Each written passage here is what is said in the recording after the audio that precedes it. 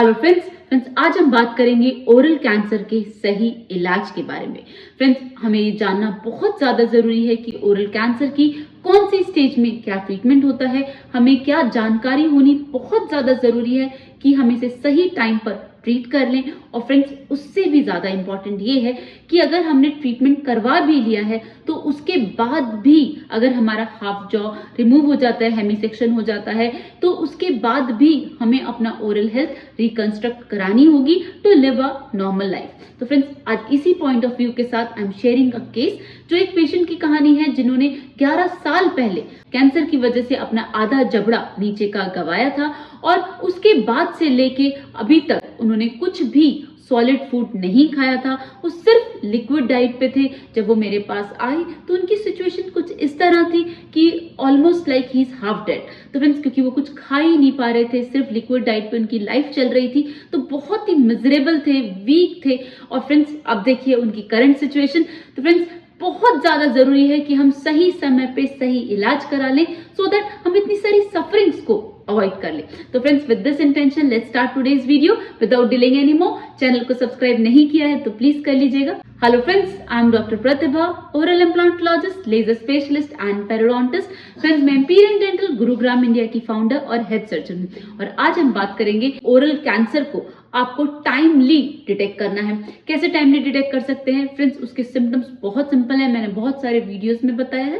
सिर्फ एक बात का ध्यान रखना है, चाहे हमारी टंग हो, टंग का ऊपर का हिस्सा, नीचे का हिस्सा या लेटरल, उसके बाद जो हमारा पैलेट है, तालू, फ्लोर ऑफ द माउथ, हमारे जो चीक्स हैं, बक्कल मिकोजा और फ्रेंड्स वेस्टिब्यूल, ये कुछ ऐसी जगह है जहां पर हमें जनरली 3 चीजें दिखती हैं। पहली, या तो हमें वहां पर कोई अल्सर दिखेगा, दूसरा कोई पैच या तीसरा लंप। ओके, लंप मतलब गांठ और पैच मतलब वहां पर आपको डिस्कलरेशन, व्हाइट कलर के या रेड कलर के पैचेस दिखेंगे और अल्सर तो आप जानते ही।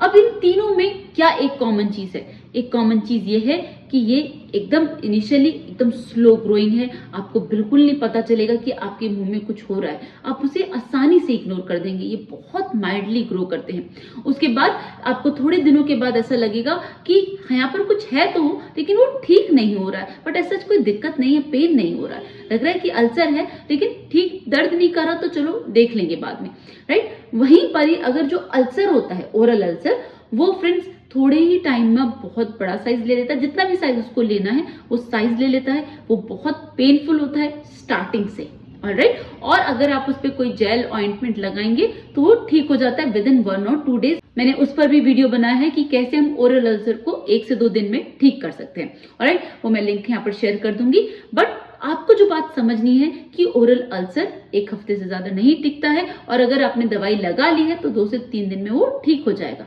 लेकिन कैंसर वो 3 हफ्ते के बाद भी ठीक नहीं होगा। जो अल्सर होता है ना फ्रेंड्स, वो सॉफ्ट सा होता है, एकदम मुलायम सा, राइट। वेरएज जो कैंसर का अल्सर होगा या उसका लंप होगा या पैचेस होंगे, वो साइड से उसके जो बॉर्डर्स होंगे ना, वो बहुत थिक होंगे, हार्ड होंगे, ऑलराइट। और वो अंदर से भले ही थोड़ा सॉफ्ट हो, लेकिन जो उसकी पेनिट्रेशन है टिश्यूज के अंदर जाने की, वो बहुत डीप होती है। तो फ्रेंड्स, क्यों? क्योंकि वो अंदर ही अंदर टिश्यूज को पेनिट्रेट करता है और कैंसर फैलता है, ऑलराइट। अब ये कुछ स्टेजेस होती है जो आपको इनिशियल लेवल पर ही अपने आप को डायग्नोस करना है, सेल्फ डायग्नोस करना है। अगर थोड़ा सा भी डाउट लगता है तो अपने नियर बाय डॉक्टर को कंसल्ट करना है, अप्रोच करनी है। तो 3 चीजें वो करेंगे। सबसे पहले वो फिजिकल एग्जामिनेशन करेंगे, थोड़ा सा भी डाउट लगता है तो बायोप्सी या एफएनएसी कराई जाती है और साथ में ही सीटी स्कैन होता है। तो फ्रेंड्स, ये तीनों स्टेप्स करने के बाद अगर कंफर्मेशन आती है कैंसर की, तो विदाउट डिले आप उसका ट्रीटमेंट कराएं। उस चीज को, उस अल्सर को या उस पैच को या उस लंप को एकदम जड़ से खत्म कर दीजिए। उसको बिल्कुल भी मुंह में मत रहने दीजिए। वो एक इन्फेक्शन है और वो सिर्फ फैलता ही है। फिलहाल वो लोकलाइज्ड है, हो सकता है समय के साथ वो बॉडी के बाकी पार्ट्स में भी फैल जाए। तो फ्रेंड्स, ये है सही इलाज, सही ट्रीटमेंट ओरल कैंसर का। इसमें आप बिल्कुल भी इमोशंस को मत इन्वॉल्व कीजिए, सिर्फ देखिए कि ये समस्या है और ये इलाज है, ऑलराइट। जब हम इसका ट्रीटमेंट करा लेते हैं तो खुदा ना खास्ता अगर हमारा जॉ रिमूव करना पड़ता है, हाँ, तो फ्रेंड्स उसको उसी टाइम रिकवर कीजिए। अगर आपने उसको उसी टाइम पर ही रिकवर नहीं करवाया तो फिर आपका मुंह नहीं खुलेगा, आप खाना नहीं चबा पाएंगे। मतलब सिर्फ आप जिंदा हैं तो ऐसा भी नहीं करना है, हमें अपने ओरल हेल्थ को वापस पाना है।